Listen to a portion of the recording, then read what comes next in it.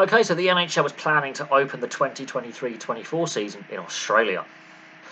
Yeah, I was a bit stunned when I first read that back in October last year, at the start of this current season. However, as time goes on, it does make a lot of sense. Two Australians have played in the NHL. There's one current active player from Australia in the NHL. Australia does have its own ice hockey league, the Australian Ice Hockey League. Now, it is a very niche market to play and obviously get involved in ice hockey in Australia because the temperatures are not very conducive to it, and it's a very expensive sport to run. And when you've got to compete against the likes of the AFL and the NRL in Australia, it's very difficult to get any kind of... Look at the A-League struggles, for example, to get a foothold in professional sport in Australia. And so there is that. But it is an interesting concept. As I say, Australia is a sports-mad country, and when the NHL season starts, the AFL and NRL Grand Finals have been played. So there you go, the two biggest domestic leagues in Australia, their seasons are completed. So, depending on when they pencil in the NHL start date in October, they want to avoid a potential clash with the AFL Grand Final and the NRL Grand Final, because then you won't get the domestic TV viewership figures you want in Australia and the domestic fans turning up to watch a game or games in Australia. Now, obviously, it's going to have to be Pacific Division teams to play this international series over there. You've got 8 teams to choose from. Obviously, the players and teams are clearly happy to play an international series because they've been taking games to Europe and Asia for decades, and to great success. They've sold out arenas, and yes, a fair proportion of the player base is no longer Canadian or American. And they've taken games to Scandinavia, to Germany, to Switzerland, to the UK. They've been to 14 countries in total outside of the US and Canada. The concerns that I think many people will have is temperature. Bearing in mind, Australia's in the southern hemisphere, so October in the northern hemisphere, temperatures start to get colder as we go into autumn and into winter. In Australia, they're going the other way. Now, Americans and Canadians, a lot of the time, will work in Fahrenheit, although a lot of Canadians obviously work in Celsius. I work in Celsius. So, at that time of year, the temperatures in the northern hemisphere are dropping into maybe the low 20s at that time of year in certain locations, maybe the high 20s at a push. The temperatures start to drop. In Australia, they're starting to climb, and Australia gets very hot. So the locations they would have to be considering would be Melbourne or Sydney. They're the two biggest urban areas in Australia. And then you've got to look at stadiums and arenas. Now, the biggest stadiums in Australia, where you could have, like, say, a stadium series style format, where you put an ice rink in a stadium, you're looking at a couple of stadiums in Sydney, and a couple of stadiums in Melbourne. And obviously the best choice is Marvel Stadium because it has a roof.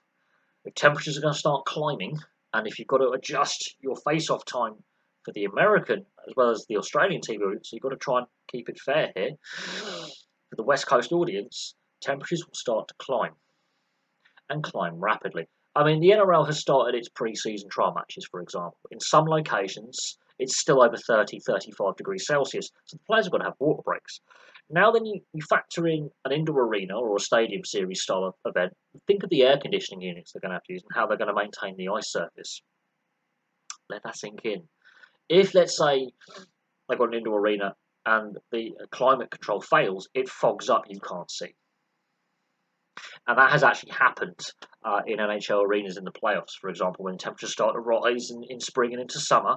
If you're in a southern location like Arizona or Vegas or Florida, where games have been in the playoffs before, and the climate control fails, you get that fog in the lower areas of the arena. Yeah, that's a possibility. It gets hot in Australia, even quite early, in their spring, summer. It gets hot. Very hot.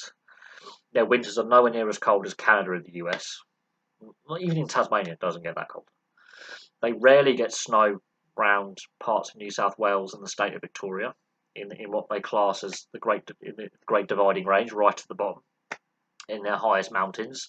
You do get snow, but it's not every winter.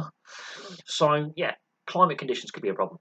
Are there enough fans in Australia to fill an arena? Yes, Australia's a sportsman country, it's part of their culture. But if they get the timing of the start of the NHL season wrong, and it clashes with one of the grand finals, like the AFL or the NRL, the domestic TV audience in Australia, which is, well, they also want to, gain some of that, lucrative TV money, won't watch. And the domestic fan base who want to go to games will go, well, I'm already going to the AFL or NRL Grand Final, depending on what city they stage it in. But there's clearly a fan base there. This is not like an unusual thing. There are a lot of expats from the US and Canada, and a lot of military personnel from the US based in Australia. So it's not unheard of that there aren't going to be fans there. But there are a few pitfalls.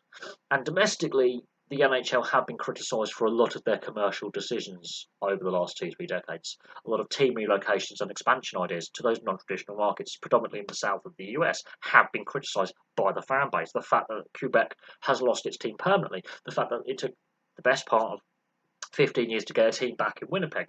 The Arizona experiment, is it working, is it not working? Some of the expansion to Florida, the failure of the Atlanta Thrashers, for example. Some of these newer locations in the south of the US, it hasn't necessarily worked, and the NHL has been criticised for a lot of those commercial decisions where they place teams. Then you've got the media issue with, I've already discussed the issues with Bally Sports, the potential bankruptcy and the potential failure of a media partner domestically in the US. So there are some concerns. Now, the NRL, one of the major leagues in Australia, is planning to take rugby league matches to the US in 2024, so next year. So the NHL wants to get in to the Australian market. They're not the first major league to go there. Major League Baseball's done that in 2014. But other rival major leagues, the Big Four, the NBA's got a very good overseas broadcast deal with Australian broadcasters, and the NFL has already put out its roadmap, not even including their TV deal with the overseas rights for Australia as well, to play games on every continent within the next 10 to 20 years. And Australia is one of the next places they want to go on a regular basis, like they do with London, Munich, and Mexico City. So the NHL wants to get into that market and establish a foothold before Major League Baseball decides to go back, and before the NFL gets and the NBA get in there on a more permanent basis. Now, American football, baseball, and basketball are more popular in Australia than ice hockey, so they want to increase the popularity of the sport. But is it going to economically pay off? Is it going to be a viable thing, not just as a one-off, but on a very regular basis, where they maybe every couple of years go back? There's a link culturally between the two countries, going back decades. Back to the Second World War, kind of the 40s, when US personnel were stationed in Australia during the war. And there's a permanent US military presence in Australia. There's a lot of American and Canadian expats in Australia through business and who've emigrated. So there is a North American community, predominantly, ironically, on the East Coast, which is where they've got to play it. And it's going to have to be Pacific Division teams that go there. Can it be a success? Are there enough ice hockey fans in Australia for them to have a basis to grow and grow the fandom? And is it going to be economically viable to do it? So we'll see what happens, but that's what the NHL want to do.